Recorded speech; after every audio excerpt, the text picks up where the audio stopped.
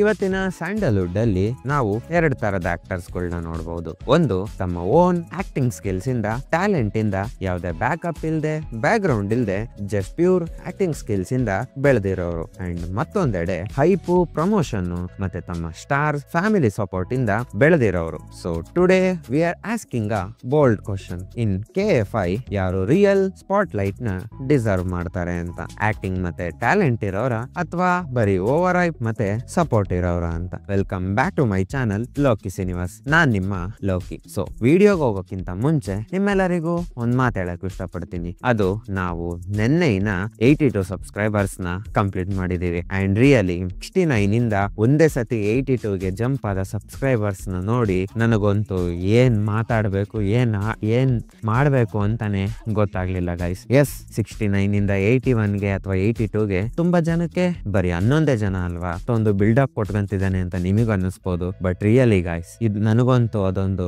Happiest moment ಆಗಿತ್ತು. And S, ನಮ್ಮ ಹಳೆ ಹೊಸ ಸ್ವೀಟ್ ಕೂಡ ಚೆನ್ನಾಗಿ ಓಡ್ತಿದೆ. ಅಂಡ್ ನಾನು ಈಗ ವಿಡಿಯೋ ಮಾಡುವಾಗ ಅದು ಆಲ್ಮೋಸ್ಟ್ 350 ವ್ಯೂಸ್ ನ ದಾಟಿದೆ. ಸೊ ನಾನು ನಿಮ್ಮಲ್ಲಿ ಕೇಳ್ಕೊಳೋದೊಂದೇ, ನೀವು ಆ ವಿಡಿಯೋ ನೋಡಿಲ್ಲ ಅಂದ್ರೆ ಹೋಗಿ ಆ ವಿಡಿಯೋ ನೋಡಿ ಅಂಡ್ ಸಪೋರ್ಟ್ ಮಾಡಿ. ಅಂಡ್ ನೀವು ಫಸ್ಟ್ ಟೈಮ್ ಈ ಚಾನಲ್ ಗೆ ಬಂದಿದ್ರೆ ಈ ಚಾನಲ್ ನ ಸಬ್ಸ್ಕ್ರೈಬ್ ಮಾಡ್ಕೊಳ್ಳಿ ಅಂತ ಹೇಳ್ತಾ, so let's dive in to the video. So first acting side ಬಗ್ಗೆ ಮಾತಾಡೋಣ. ಪೃಥ್ವಿ ಅಂಬರ್. ಎಸ್, ದಿಯಾ ಅನ್ನೋ ಒಂದು ಸಿಂಪಲ್ ಲವ್ ಸ್ಟೋರಿಯಿಂದ ಬಂದ ಈ ಆಕ್ಟರ್ ದಿಯಾ ಮೂವಿಲಿ ಎಷ್ಟು ಚೆನ್ನಾಗಿ ಆಕ್ಟ್ ಮಾಡಿದ್ರು ಅಂದ್ರೆ ತಮ್ಮ ಫಸ್ಟ್ ಮೂವಿಲೇ ಜನರ ಜೊತೆ ಕನೆಕ್ಟ್ ಆಗೋದ್ರು. ಅಂಡ್ ನೀವು ನಂಬಲ್ಲ, ಅವರ ಆಕ್ಟಿಂಗ್ ಆ ಮೂವಿಲಿ ಎಷ್ಟು ಚೆನ್ನಾಗಿತ್ತು ಅಂದ್ರೆ ತುಂಬಾ ಜನಕ್ಕೆ ಅವರ ಆಕ್ಟಿಂಗ್ ನೋಡೆ ಟ್ರಾಮಟೈಸ್ ಆಗೋಗಿತ್ತು. ಅಂಡ್ ಅವರು ಬರೀ ದಿಯಾಗೆ ನಿಲ್ಸ್ಲಿಲ್ಲ ಆಕ್ಟಿಂಗ್ ನ, ಶುಗರ್ ಲೆಸ್ ಅಲ್ಲಿ ಕೂಡ ಅಷ್ಟೇ ಚೆನ್ನಾಗಿ ಆಕ್ಟಿಂಗ್ ಮಾಡಿದ್ರು. ವಿಂಡೋ ಸೀಟ್ ಅಲ್ಲಿ ಅಂಡ್ ಲೈಫ್ ಈಸ್ ಬ್ಯೂಟಿಫುಲ್ ಅನ್ನೋ ಮೂವಿಲಿ ಕೂಡ ಅಷ್ಟೇ ಚೆನ್ನಾಗಿ ಆಕ್ಟಿಂಗ್ ಮಾಡಿದ್ದಾರೆ. ಅಂಡ್ ಆ ಮೂವಿಗಳ ಕಂಟೆಂಟ್ ಕೂಡ ಅಷ್ಟೇ ಚೆನ್ನಾಗಿದೆ. ಅಂಡ್ ಇವರು ಮೇನ್ಲಿ ಕ್ಲಿಕ್ ಆಗಕ್ಕೆ ಕಾರಣ ಏನು ಅಂದ್ರೆ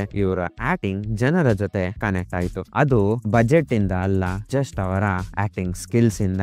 ಬಿಕಾಸ್ ಅವರು ಜಸ್ಟ್ ಆಕ್ಟ್ ಮಾಡ್ಲಿಲ್ಲ, ಅವರು ಆ ಕ್ಯಾರೆಕ್ಟರ್ಸ್ ಗಳನ್ನ ಜೀವಿಸಿದ್ರು ಅಂತ ಹೇಳಕ್ ಇಷ್ಟಪಡ್ತೀನಿ. ಒಂದ್ ಕಡೆ ಸ್ಮಾಲ್ ಬಜೆಟ್ ಮೂವಿಗಳಿದ್ರು, ಯಾರೋ ಸಪೋರ್ಟ್ ಇಲ್ದ್ರು, ಪೃಥ್ವಿ ಅಂಬರ್ ಅವರು ಹೊಸ ಮೂವಿಗಳನ್ನ ಮಾಡ್ತಾನೆ ಇದ್ದಾರೆ. ಬಟ್ ಇನ್ನೊಂದ್ ಕಡೆ ತನ್ನ ತಂದೆ ಕ್ರೇಜಿ ಸ್ಟಾರ್ ಅಂತ ಅನ್ನಿಸ್ಕೊಂಡಿದ್ರು, ದೊಡ್ಡ ಬಜೆಟ್ ಹಾಕಿ ಫಸ್ಟ್ ಪ್ಯಾನ್ ಇಂಡಿಯಾ ಮೂವಿ ಮಾಡಿದ ತಂದೆನ ಇಟ್ಕೊಂಡು ಕೂಡ ಅವರ ಇಬ್ರು ಮಕ್ಕಳು ಫೇಲ್ ಆಗ್ತಾ ಇದಾರೆ. ಅಂಡ್ ಅವರೇ ನಮ್ಮ Manoranjan and Vikram, the sons of the crazy star Ravichandran. Yes guys, Ravichandran ಮಕ್ಕಳು ಅಂತ ಇವರಿಗೆ ಹೊಸ ಮೂವಿ ಬಂದಾಗೆಲ್ಲ ದೊಡ್ಡ ಎಕ್ಸ್ಪೆಕ್ಟೇಷನ್ ಇಟ್ಕೊಂಡೆ ಜನ ಹೋಗ್ತಾರೆ. ಬಟ್ ರಿಲೀಸ್ ಆದ್ಮೇಲೆ ಪಬ್ಲಿಕ್ ರಿಯಾಕ್ಷನ್ ಬೇರೆನೆ ಆಗಿರುತ್ತೆ. ಅವರ ಸ್ಟೋರಿಗಳಲ್ಲಿ ಅಂಶ ಇರಲ್ಲ ಅಂಡ್ ಕಂಟೆಂಟ್ ಅಂತೂ ಇರೋದೇ ಇಲ್ಲ. ಎಮೋಷನಲಿ ಕೂಡ ಜನರ ಜೊತೆ ಕನೆಕ್ಟ್ ಆಗಲ್ಲ ಅಂತ. ಫಾರ್ ಎಕ್ಸಾಂಪಲ್, ಅವರ ಫಸ್ಟ್ನೇ ಮಗನ ಫಿಲಮ್ಸ್ ಗಳ ಬಗ್ಗೆ ಮಾತಾಡೋದಾದ್ರೆ ಸಾಹೇಬ, ಬೃಹಸ್ಪತಿ ಅಂಡ್ ಇನ್ನೊಂದು ಮೂವಿ ಕೂಡ ಇದೆ, ಅದು ಅಷ್ಟೇ ಜನರ ಜೊತೆ ಅಷ್ಟೊಂದು ಕನೆಕ್ಟ್ ಆಗಲ್ಲ ಅಂತ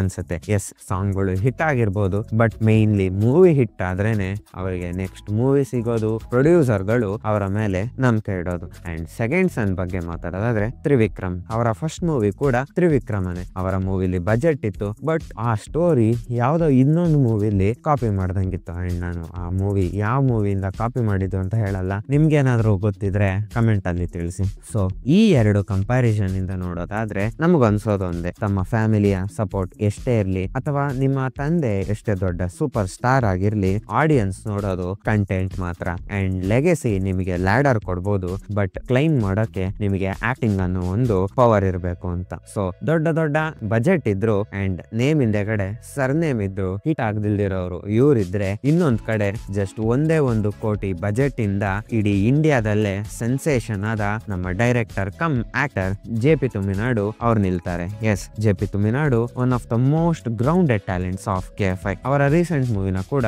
ನೀವು ನೋಡೇ ಇರ್ತೀರಾ. ಎಸ್, ಅದೇ ನಮ್ಮ Sulochana from Someshwara. Yes, JP Tuminadu ಅವ್ರಿಗೆ ತಮ್ಮ ಫ್ಯಾಮಿಲಿಯ ಲೆಗೆಸಿ ಇರ್ಲಿಲ್ಲ, ಫ್ಯಾನ್ಸ್ ನ ಸಪೋರ್ಟೇ ಇರ್ಲಿಲ್ಲ. ಆಕ್ಚುಲಿ ಅವರು ಫ್ರಮ್ ಸೋನ ಡೈರೆಕ್ಟ್ ಮಾಡಿ ಆಕ್ಟ್ ಮಾಡೋವರೆಗೂ ಎಷ್ಟೋ ಜನಕ್ಕೆ ಅವರ ಹೆಸರೇ ಗೊತ್ತಿರ್ಲಿಲ್ಲ.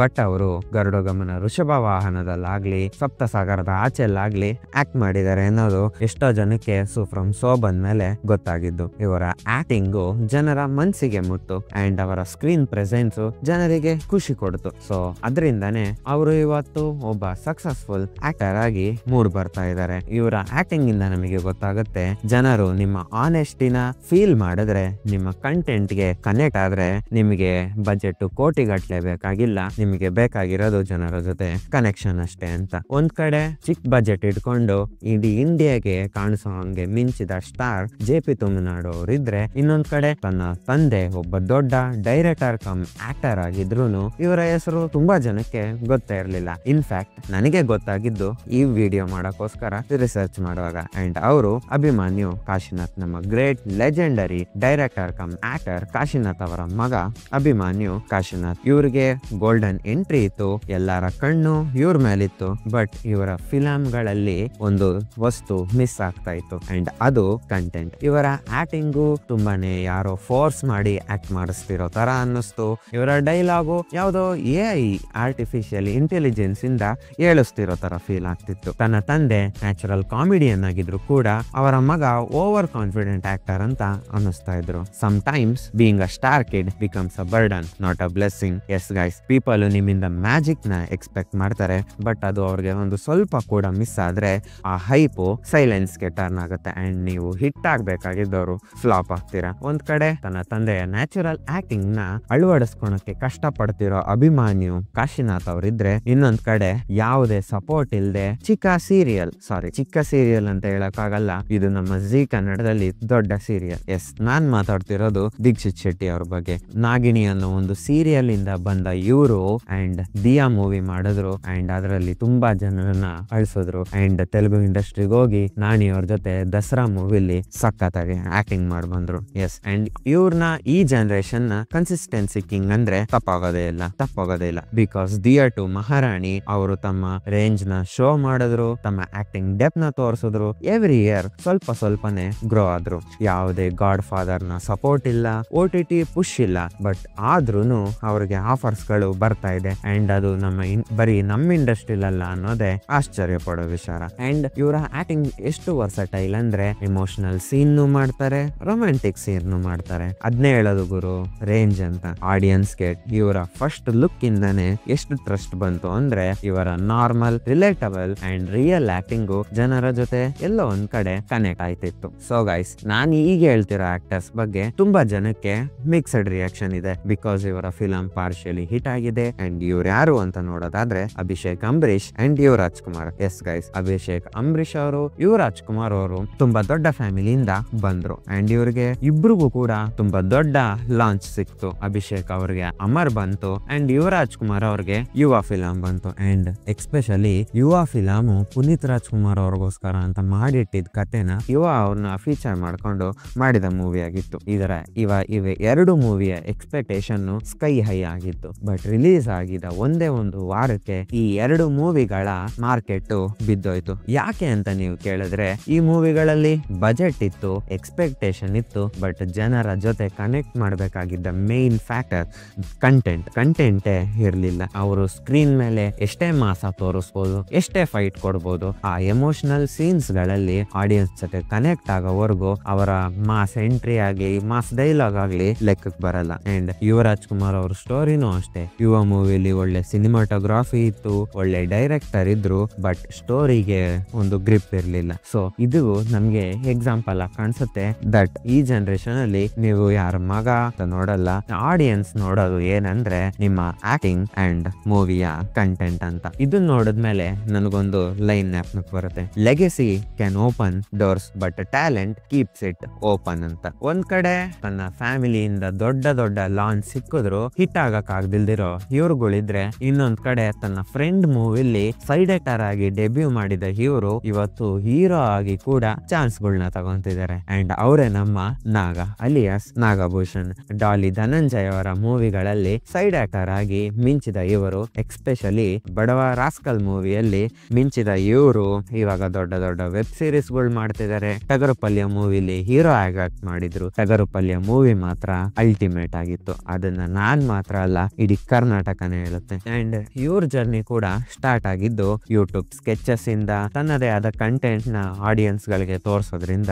ಲೈಕ್ ಹನಿಮೂನ್ ಅನ್ನೋ ವೆಬ್ ಸೀರೀಸ್ ಕೂಡ ಮಾಡಿದ್ರು ಅಂಡ್ ಟಗರುಪಲ್ಯ ಇವ್ರಿಗೆ ಒಂದು ಬ್ರೇಕ್ ಥ್ರೂ ತಂದು ಕೊಡ್ತು. ಒಂದೊಂದು ಮೂವಿಗಳು ಕೂಡ, ಒಂದೊಂದು ಸ್ಟೋರಿಗಳು ಕೂಡ ಇವರಿಗೆ ಒಂದೊಂದು ಸ್ಟೆಪ್ ಆಗಿ ತನ್ನ ಗ್ರೋತ್ ನ ಮಾಡ್ಕೊಂಡ್ರು. ಅಂಡ್ ಸ್ಟಾರ್ಟಿಂಗ್ ಅಲ್ಲಿ ಕಾಮಿಡಿ ಮಾಡ್ತಿದ್ದ ಇವರು ಟಗರುಪಲ್ಯ ಮೂವಿಲಿ ಜನರ ಜೊತೆ ಎಮೋಷನಲಿ ಕೂಡ ಕೂಡ ಕನೆಕ್ಟ್ ಮಾಡಿದ್ರು. ಆಡಿಯನ್ಸ್ ಗಳು ಇವ್ರನ್ನ ತುಂಬಾನೇ ಇಷ್ಟಪಟ್ರು. Not because of his comedy, because of his heart touching relatable acting. No hype, no hero entry, but genuine effort ಇತ್ತು ಇವ್ರ ಕಡೆಯಿಂದ. ಸೊ ಆಡಿಯನ್ಸ್ ಗೆ ಇವ್ರನ್ನ ಕಂಡ್ರೆ ಏನೋ ಒಂಥರ ಪ್ರೀತಿ. ಅಂಡ್ ಇವರು ಡಿಜಿಟಲ್ ಬಿಗ್ ಸ್ಕ್ರೀನ್ ನ ಸಕ್ಸಸ್ ಸ್ಟೋರಿ ಆಗಿ ಎಕ್ಸಾಂಪಲ್ ಆಗ್ತಾರೆ. ಒಂದ್ ಕಡೆ ಕಾಮಿಡಿಯನ್ ಆಗಿ ಎಂಟ್ರಿ ಕೊಟ್ಟ ಇವರು ಈಗ ಹೀರೋ ಆಗಿ ಮೆರಿತಾ ಇದ್ರೆ, ಇನ್ನೊಂದ್ ಕಡೆ ತನ್ನ ತಂದೆಯ ಸಪೋರ್ಟ್ ಇಂದ ಫಸ್ಟ್ ಮೂವಿ ಇಂದಾನೆ ಹೀರೋ ಆದ ಇವರು ಫೇಲ್ ಆಗ್ತಾರೆ. ಅಂಡ್ ಅವರೇ ಎಸ್ ನಾರಾಯಣ್ ಅವರ ಮಗ ಪಂಕಜ್ ಎಸ್ ನಾರಾಯಣ್. ಇವರು ಬಂದಾಗ full of PR, interviews and promotion talks ಗಳು ತುಂಬಾನೇ ಇದ್ವು. ಆದ್ರೆ ಮೂವಿ ಯಾವಾಗ ರಿಲೀಸ್ ಆಯ್ತು, ರೆಸ್ಪಾನ್ಸ್ ಯಾವಾಗ ಡಲ್ ಆಯ್ತು, ಎಲ್ಲ ಒಂದೇ ಸತಿ ನಿಂತೋಯ್ತು. ಬಿಕಾಸ್ ಲುಕ್ಸ್ ಮತ್ತೆ ಸ್ಟೈಲು ಆಡಿಯನ್ಸ್ ನ ಅಟ್ರಾಕ್ಟ್ ಮಾಡಬಹುದೇ ಹೊರತು ಫಿಲಂ ಥಿಯೇಟರ್ ಅಲ್ಲಿ ಕೂರ್ಸಕ್ಕೆ ಆಕ್ಟಿಂಗ್ ಮಾಡ್ಬೇಕಾಗಿರೋದು. And over acting, poor script selection and ಅವರು ಮೂವಿಗಳಲ್ಲಿ ಅವರು ತಾನು ಅಲ್ದಿರೋ ಪಾತ್ರಗಳನ್ನ ತುಂಬಾಕೆ ಅಂಡ್ ತಾನು ಅಲ್ದಿರೋರ್ ತರ ಆಕ್ಟ್ ಮಾಡೋಕೆ ತುಂಬಾ ಪ್ರಯತ್ನ ಪಡ್ತಿದ್ನ ನಾವು ನೋಡ್ಬೋದು. ಅದೇ ಅವ್ರನ್ನ ಇವತ್ತು ಕೆಳತ್ತ ನಿಲ್ಲಿಸ್ತು. ಅಂಡ್ ಮೋಸ್ಟ್ಲಿ ಅವರು ಇವಾಗ ಯಾವ್ದೋ ಒಂದ್ ಸೀರಿಯಲ್ ಅಲ್ಲಿ ಕೂಡ ಆಕ್ಟ್ ಮಾಡ್ತಿರೋದನ್ನ ನಾವು ನೋಡ್ಬೋದು. ಹೋಪ್ಫುಲಿ ಅಲ್ಲೇ ಆಕ್ಟಿಂಗ್ ಕಲ್ತು ವಾಪಸ್ ಬಿಗ್ ಸ್ಕ್ರೀನ್ ಗೆ ಬರ್ತಾರೋ ಏನೋ ನೋಡ್ಬೇಕು. ಸೊ ಜನ ಅವ್ರ ಮುಖದ ಮೇಲೆ ಸ್ಟ್ರೈಟ್ ಆಗಿ ಹೇಳೋದು, ನಿನಗೆ ಆಕ್ಟಿಂಗ್ ಬರಲ್ಲ, ನಿನ್ನ ಆಕ್ಟಿಂಗ್ ಇಂದ ನೀನು ಜನದ ಜೊತೆ ಎಮೋಷನಲಿ ಕನೆಕ್ಟ್ ಆಗ್ತಿಲ್ಲ ಅಂತ. ಅಂಡ್ ಇದು ಒಂದು ಎಕ್ಸಾಂಪಲ್ ಆಗುತ್ತೆ. ಸ್ಟೈಲ್ ಬಿಲ್ಡ್ ಮಾಡೋದು ಈಸಿ, ಬಟ್ ಸಬ್ಸ್ಟೆನ್ಸ್ ನ ಬಿಲ್ಡ್ ಮಾಡೋದು ತುಂಬಾನೇ ರಿಯಲ್ ಚಾಲೆಂಜ್ ಅಂತ. ಒಂದ್ ಕಡೆ ಪ್ರೊಡ್ಯೂಸರ್ ಕಮ್ ಆಕ್ಟರ್ ನ ಮಗ ಆದ್ರೂ ಆಕ್ಟ್ ಮಾಡೋದೇ ಮರ್ತೋದ ಇವರಿದ್ರೆ, ಇನ್ನೊಂದ್ ಕಡೆ ಒಂದು ಚಿಕ್ಕ ಮೂವಿಯಿಂದ ಬಂದ ಇವರು ಇವತ್ತು ಒಂದು ದೊಡ್ಡ ಆಕ್ಟರ್ ನ ಮೂವಿಲೆ ವಿಲನ್ ಆಗೋ ಪೊಟೆನ್ಶಿಯಲ್ ನ ಇಟ್ಕೊಂಡಿರೋ ನಮ್ಮ ಕನ್ನಡದ ಏಕೈಕ actor Naveen Shankar. Yes guys, ಇವರ ಆಕ್ಟಿಂಗ್ ನ ನೀವು ಗುಲ್ಟು ಮೂವಿಲಿಂದ ಹಿಡಿದು ಇವತ್ತಿನ ಸಲಾರ್ ಪಾರ್ಟ್ 1 ವರೆಗೂ ನೋಡ್ಬೋದು. ಇವರು ಎಷ್ಟು ಚೆನ್ನಾಗಿ ಆಕ್ಟಿಂಗ್ ಮಾಡ್ತಾರೆ ಅಂದ್ರೆ ಅವ್ರಿಗೆ ಕೊಟ್ಟಿರೋ ಪಾತ್ರನ ಗ್ರಾಸ್ಪ್ ಮಾಡ್ಕೊಂತಾರೆ. ಅಂಡ್ ಆಡಿಯನ್ಸ್ ನ ಕೂಡ ಅಷ್ಟೇ ಚೆನ್ನಾಗಿ ಆ ಕತೆ ಜೊತೆ ಇನ್ವಾಲ್ವ್ ಮಾಡ್ತಾರೆ. ಅಂಡ್ ಅವರು ಅಲ್ಲಿಗೆ ನಿಲ್ಸಿದ್ದಲ್ಲ, ರೀಸೆಂಟ್ ಆಗಿ ಇವ್ರಿಗೆ ಒಂದು ಮೈಲ್ಡ್ ಹಾರ್ಟ್ ಅಟ್ಯಾಕ್ ಕೂಡ ಆಯ್ತು. ಅದು ಯಾಕೆ ಅಂತ ಕೇಳಿದ್ರೆ, ಇವರು ವರ್ಕೌಟ್ ನ ಎಷ್ಟು ಡೆಡಿಕೇಶನ್ ಕೊಟ್ಟು ಮಾಡ್ತಿದ್ರು ಅಂದ್ರೆ, ನೆಕ್ಸ್ಟ್ ಮೂವಿಗೆ ಜಸ್ಟ್ ಬಾಡಿ ಬಿಲ್ಡ್ ಮಾಡಕ್ಕೆ ಹೇಳಿದ್ದಕ್ಕೆ ಇವರು ತಮ್ಮ ಶಕ್ತಿನೆಲ್ಲ ಬಿಟ್ಟು ವರ್ಕೌಟ್ ಮಾಡಕ್ಕೆ ಹೋಗಿ ಮೈಲ್ಡ್ ಹಾರ್ಟ್ ಅಟ್ಯಾಕ್ ಆಗಿದ್ದು ನ್ಯೂಸ್ ಅಲ್ಲಿ ಬಂದಿತ್ತು. ಅಂಡ್ ನಾವು ಕೇಳ್ಕೊಳ್ಳೋಣ ಇವರು ಹುಷಾರಾಗಿರ್ಲಿ ಅಂತ. ಅಂಡ್ ಇವರು ಬಂದಿದ್ದು ಒಂದು ಸ್ಮಾಲ್ ಬಜೆಟ್ ಗುಲ್ಟು ಅನ್ನೋ ಮೂವಿಯಿಂದ. ಆ ಮೂವಿ ಸ್ಟೋರಿ ಮಾತ್ರ ಸಖತ್ತಾಗಿದೆ ಗೈಸ್. ನೀವು ಆ ಮೂವಿ ನೋಡಿಲ್ಲ ಅಂದ್ರೆ ಡೆಫಿನೆಟ್ಲಿ ನೀವು ಆ ಮೂವಿನ ನೋಡ್ಬೇಕು. ಸೈಬರ್ ಕ್ರೈಮ್ ಮೇಲೆ ಬೇಸ್ ಆಗಿರೋ ಆ ಮೂವಿ ಎಷ್ಟು ಚೆನ್ನಾಗಿ ತನ್ನ ಕಥೆಯಲ್ಲಿ ಕಂಟೆಂಟ್ ಇಟ್ಕೊಂಡಿದೆ, ಪ್ಲಾಟ್ ಟ್ವಿಸ್ಟ್ ಇಟ್ಕೊಂಡಿದೆ ಅಂದ್ರೆ ನೀವು ನೋಡಿದ್ಮೇಲೆ ಮಾತ್ರ ವಾವ್ ಅನ್ನೋದಂತೂ ಖಚಿತ. ಅಂಡ್ ನವೀನ್ ಅವರು ತಮ್ಮ ಫಾಲೋವರ್ಸ್ ಮೇಲೆ ಡಿಪೆಂಡ್ ಆಗಿರಲ್ಲ, ಅವರು ತಮ್ಮ ಫೋಕಸ್ ಮೇಲೆ ಡಿಪೆಂಡ್ ಆಗಿರ್ತಾರೆ ಅನ್ನೋದನ್ನ ಒಂದೊಂದು ಮೂವಿಲೂ ಕೂಡ ನೋಡಬಹುದು. ಜಸ್ಟ್ ಫಾರ್ ಎಕ್ಸಾಂಪಲ್, ಸಲಾರ್ 1 ನಲ್ಲಿ ಅವ್ರಿಗೆ ಅಷ್ಟೊಂದು ಡೈಲಾಗ್ಸ್ ಇಲ್ಲ, ಅಷ್ಟೊಂದು ಸ್ಕ್ರೀನ್ ಪ್ರೆಸೆನ್ಸ್ ಇಲ್ಲ, ಬಟ್ ಸ್ಟಿಲ್ ಅವರ ಆಕ್ಟಿಂಗ್ ನೋಡೋಕೆ ನಾವು ಪಾರ್ಟ್ 2 ಅಲ್ಲಿ ಕಾಯ್ತಾ ಇದೀವಿ. ಜಸ್ಟ್ ಬಿಕಾಸ್ ಅವರ ಕ್ಯಾರೆಕ್ಟರ್ ಅಷ್ಟೊಂದು ಚೆನ್ನಾಗಿ ಬಿಲ್ಡ್ ಆಗಿತ್ತು. ಅಂಡ್ ಆ ಮೂವಿಲಿ ಎಷ್ಟು ಚೆನ್ನಾಗಿ ಬಾಡಿ ಮಾಡಿದ್ರು ಅಂದ್ರೆ ಅವರ ಡೆಡಿಕೇಶನ್ ನ ನೀವು ಇಲ್ಲೇ ನೋಡಬಹುದು. ಆ ಮೂವಿಲಿ ಅಷ್ಟಂತ 6 ಪ್ಯಾಕ್ ಬಾಡಿ ಮಾಡಿದ ಅವರು ನೆಕ್ಸ್ಟ್ ಮೂವಿ ಅಂದ್ರೆ ಹೀರೋ ಆಗಿ ಫೀಚರಿಂಗ್ ಆಗಿದೆ ನೆಕ್ಸ್ಟ್ ಮೂವಿ ಕನ್ನಡದಲ್ಲಿ ನೋಡಿದವರು ಏನನ್ನುತ್ತಾರೆ ಅನ್ನೋ ಒಂದು ಮೂವಿಲಿ ಎಷ್ಟು ಸಿಂಪಲ್ ಆಗಿ ನಾರ್ಮಲ್ ಮನುಷ್ಯನ್ ತರ ಬಾಡಿ ಟ್ರಾನ್ಸ್ಫಾರ್ಮ್ ಮಾಡಿದ್ದಾರೆ ಅಂದ್ರೆ ನೀವು ನೋಡೋದಷ್ಟಿಗೆ ಆಶ್ಚರ್ಯ ಪಡ್ತೀರಾ. ಅಂಡ್ ಎಸ್, ನೋಡಿದವರು ಏನನ್ನುತ್ತಾರೆ ಅನ್ನೋ ಮೂವಿ ಮಾತ್ರ ಸಖತ್ತಾಗಿದೆ. ಪರ್ಸನಲಿ ಇಂಜಿನಿಯರಿಂಗ್ ಸ್ಟೂಡೆಂಟ್ ಆಗಿ ನನಗೆ ಮಾತ್ರ ಮೂವಿ ಪರ್ಸನಲಿ ಎಲ್ಲೋ ಒಂದ್ ಕಡೆ ಕನೆಕ್ಟ್ ಆಯ್ತು ಅನ್ಸುತ್ತೆ. ಅಂಡ್ ಎವ್ರಿ ರೋಲ್ ನ, ಎವ್ರಿ ಡೈಲಾಗ್ ನ ಇವರು 100% ಎಫರ್ಟ್ ಜೊತೆ ಮಾಡ್ತಾರೆ. ಅಂಡ್ ಜನರು ಕೂಡ ಹೇಳ್ತಾರೆ, ಗುರು ಈ ಹುಡುಗ ಬರೀ ಆಕ್ಟಿಂಗ್ ಮಾಡಲ್ಲ, ಆ ರೋಲ್ಗಳನ್ನೇ ಜೀವಿಸ್ತಾನೆ ಅಂತ. ಸೊ ನಾನ್ ನಿಮ್ಗೆ ಒಂದ್ ಕ್ವಶನ್ ಕೇಳ್ತೀನಿ, ನೀವ್ ಯಾರ ಕಡೆ? ಫ್ಯಾಮಿಲಿ ಸಪೋರ್ಟ್ ಮತ್ತೆ ಹೈಪ್ ಇರೋರ್ ಕಡೆನಾ ಅಥವಾ ಟ್ಯಾಲೆಂಟ್ ಶ್ರಮ ಆಗ್ತಿರೋರ್ ಕಡೆನಾ? ಬಟ್ ಒಂದಂತೂ ಕ್ಲಿಯರ್, ಟ್ಯಾಲೆಂಟೆಡ್ ಸೈಡು ರೆಸ್ಪೆಕ್ಟ್ ನ ಗೈನ್ ಮಾಡುತ್ತೆ. ಅಂಡ್ ಫ್ಯಾಮಿಲಿ ಸಪೋರ್ಟ್ ಇರೋರು ಹೈಪ್ ನ ಕ್ರಿಯೇಟ್ ಮಾಡಿ ಆಡಿಯನ್ಸ್ ನ ಟ್ರಸ್ಟ್ ನ ಲಾಸ್ಟ್ ಮಾಡ್ಕೊಂತಿದ್ದಾರೆ. ಇದರಿಂದಾನೇ ನಮಗೆ ಗೊತ್ತಾಗುತ್ತೆ. ಅಂಡ್ ಇವಾಗಿನ ಆಡಿಯನ್ಸ್ ಅವರ ಸರ್ನೇಮ್ ಗಳನ್ನ ನೋಡಲ್ಲ, ಅವರ ಕಂಟೆಂಟ್ ನ, ಅವರ ಕನೆಕ್ಷನ್ ನ ಮಾತ್ರ ನೋಡ್ತಾರೆ ಅಂತ. ಇನ್ 2025 talent is the new trend centre. And ನಿಮಗೆ ಯಾರು ನಮ್ಮ ಫ್ಯೂಚರ್ ಸ್ಟಾರ್ಸ್ ಗಳಾಗಬೇಕು ಅಂತ ಕಮೆಂಟ್ ಅಲ್ಲಿ ಹೇಳಿ, ಲೈಕ್ ಮಾಡಿ, ನಿಮ್ಮ ಫ್ರೆಂಡ್ಸ್ ಜೊತೆ ಈ ವಿಡಿಯೋನ ಶೇರ್ ಮಾಡೋದನ್ನ ಮರಿಬೇಡಿ. ಅಂಡ್ ಇಷ್ಟೊತ್ತು ವಿಡಿಯೋನೇ ನೋಡಿದಿರಂತೆ ಸಬ್ಸ್ಕ್ರೈಬ್ ಮಾಡ್ಕೊಳೋದಂಗೆ ಹೋಗ್ಬೇಡಿ ಅಂತ ಹೇಳ್ತಾ ನೆಕ್ಸ್ಟ್ ವಿಡಿಯೋದಲ್ಲಿ ಸಿಗೋಣ. ಅಂಡ್ ನೆಕ್ಸ್ಟ್ ವಿಡಿಯೋ ನಿಮ್ಗೆ ಅಪ್ಡೇಟ್ಸ್ ವಿಡಿಯೋ ಬೇಕಾ ಅಥವಾ ಹಿಸ್ಟ್ರಿ ಆಫ್ KFI ವಿಡಿಯೋನ ಪಾರ್ಟ್ ಪಾರ್ಟ್ ಬೇಕಾ ಅಂತ ಕೂಡ ಕಮೆಂಟ್ ಅಲ್ಲಿ ಹೇಳಿ ಅಂತ ಹೇಳ್ತಾ, once again thank you and love you all ಅಂತ ಹೇಳ್ತಾ, ನಾನ್ ನಿಮ್ಮ ಲೋಕಿ ಸೈನಿಂಗ್ ಆಫ್.